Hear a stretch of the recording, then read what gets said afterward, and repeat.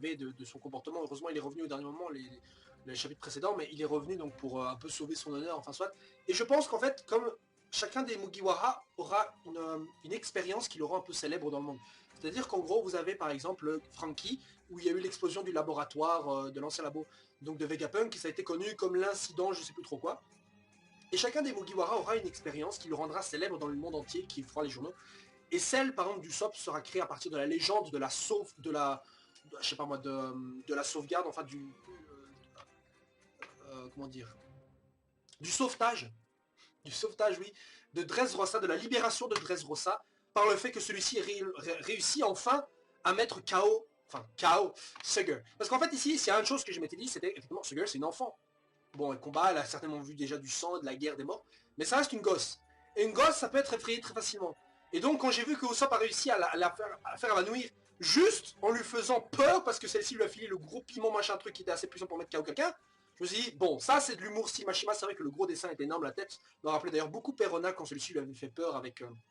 lorsqu'il avait montré qu'il était visiblement immunisé contre les fantômes, les négatifs fantômes là, de celle-ci. Ça me rappelait beaucoup cette scène-là, mais bon voilà, encore une fois, c'est un petit parallèle, voilà, bref.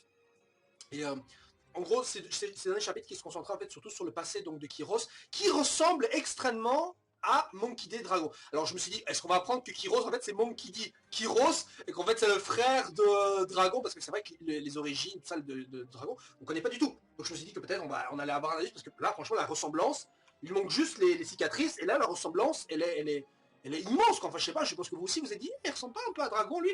Moi, j'avais fait le rapprochement directement. Bref. On a vite fait un petit passage donc, sur son enfance, il a fait beaucoup de combats, il a combattu le roi Rico également, voilà, bon bref, il a fait passer la fille, donc sa mère, enfin j'oublie comment ça s'appelle, Scarlett comme étant, c'est ça, Scarlett, il le fait passer pour mort pour que celui-ci vive tranquillement avec Heroes, enfin bon voilà, c'est un flashback qui était surtout là pour montrer évidemment le passé du petit soldat qui en fait on nous explique pourquoi est-ce que celui-ci est unijambiste, parce qu'en fait celui-ci, c'est pas parce que c'était un jouet, mais parce que de son vivant d'humain, il s'était coupé la jambe pour pouvoir aider sa femme, parce que celui-ci avait été enchaîné par Doflamingo via du Kairoseki, enfin de la pierre marine, alors que celui-ci n'a pas de fruit du démon, ce qui est assez con d'ailleurs. Normalement, ils ont peur vraiment des fruits du démon, quoi. Des Rick qui ont foutu une chaîne pour empêcher ses pouvoirs, alors qu'en fait, il était juste simplement fort. Ça veut dire qu'en gros, le mec, il est suffisamment fort pour que les gens pensent qu'il a un fruit du démon. Ça veut dire qu'en gros, le mec, bon, en même temps, c'est vrai qu'il est très puissant, hein. J'imagine qu'en gros, le mec, il a au moins maîtrisé le haki, je crois. Mais dans tous les cas, ce gars va certainement combattre Doflamingo, vu que maintenant que Sugar est out, et ben maintenant, tous les jouets vont se réveiller. D'ailleurs, on avait vu vite fait un passage sur les anciens pirates, dont Cavendish, qui disait qu'il allait plus poursuivre Luffy et tout, parce que si Usopp arrive à les sauver en les libérant de leur état de jouet. Donc, qu'est-ce qui va se passer? Tout le monde va se rappeler du bordel qu'il y avait avant, tout le monde va se rappeler des jouets, tous les jouets vont se réveiller, tous les pirates vont se soulever, Kyros va redevenir ce qu'il était, Kyros en humain, et enfin, la rébellion va pouvoir commencer, les combats vont pouvoir s'enchaîner avec le Luffy, Doflamingo et les autres qui sont avec nous. Voilà. Un petit passage également dans le tournoi où ce putain de Diamante qui arrête pas de lâcher « Hé, Rebecca, c'est moi qui ai tué ta mère !» Et encore une minute plus tard « Hé, Rebecca, c'est encore moi qui ai tué ta mère !» Mais le mec, en fait, il hurle ça depuis tout à l'heure et le mec, il est vraiment là, il est en train de l'agresser verbalement, comme le disait Bartholoméo. La pauvre Rebecca qui est en train de chialer dans son coin en faisant « Oh non, je peux pas bouger. » Putain, mais Rebecca, casse-toi, et vous qui disiez qu'elle allait devenir un Mugiwara, quoi. Bon, je sais que certains avaient dit que le prochain allait être une femme, certainement, je crois, parce qu'il faut aussi dire qu'il devait y avoir certains Mugi. Mais moi, je me suis dit, au final, je pense que ça va être Bartholoméo.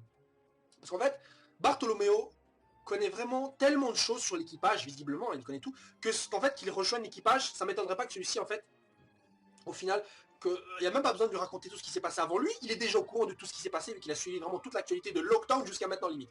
Et donc, que celui-ci rentre dans l'équipage, d'accord. Je serais d'accord, mais bon, si c'est une femme, bon, c'est vrai qu'il manquerait éventuellement une autre femme dans l'équipage, mais bon, voilà, il y a Nami, Robin. Je pense pas que ce soit Violette, hein. Franchement, Violette a rien à foutre dans l'équipage, de toute façon, tout ce qu'elle a à foutre. Elle a aucun lien, quoi. Bartholoméo, lui, a un profil qui est vraiment plus proche de ça qu'autre chose. Et en plus de ça, il a un pouvoir qui le rend pas trop qui le rend pas plus puissant que Sanji et Zoro, ce qui est parfait niveau relation de force. Ça en dirait, oui mais Jinbei c'est un ancien Shichibukai, il est très fort, ça remet en cause les qualités de force. Oui mais pour l'instant Jinbei il n'est pas officiellement dans l'équipage, hein. Il n'est pas officiellement dans l'équipage, donc pour l'instant l'équilibre des forces avec Luffy, Zoro, Sanji n'est pas encore brisé, donc tout va bien. Et que Bartholomew rentre dedans, voilà. Et on a un passage qui m'avait fait pas du tout sourire, c'était avec Frankie, que celui-ci on le voit KO. Bon, en même temps c'est vrai qu'il a combattu la marine et les méga de Flamingo en même temps, donc ça m'étonne pas tellement, mais j'aurais aimé le voir limite à moitié mort, mais pas déjà KO quoi par terre. Bon, en même temps c'est vrai que la situation était assez grave, les hommes de Doflamingo qui sont enfin rendus compte que tout à l'heure que Kinemon c'était pas le vrai Doflamingo mais qui était une sorte de doublure, qui se rapprochent donc de Luffy, qui sont des gens qui attendent le bon moment pour combattre et tout, pour lancer l'assaut. Et là finalement c'était effectivement là où je me suis dit que bon, là obligé ce chapitre-ci, où ça va mettre KO ce gars, que putain la rébellion commence.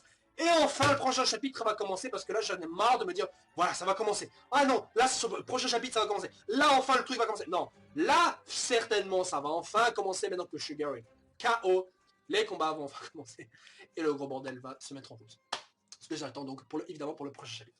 Sur ce les gens, bonne journée, on se retrouve la semaine prochaine pour le prochain chapitre qui, dernière fois que je le dis, que le bordel va commencer. Voilà, sur ce, ciao. Zou.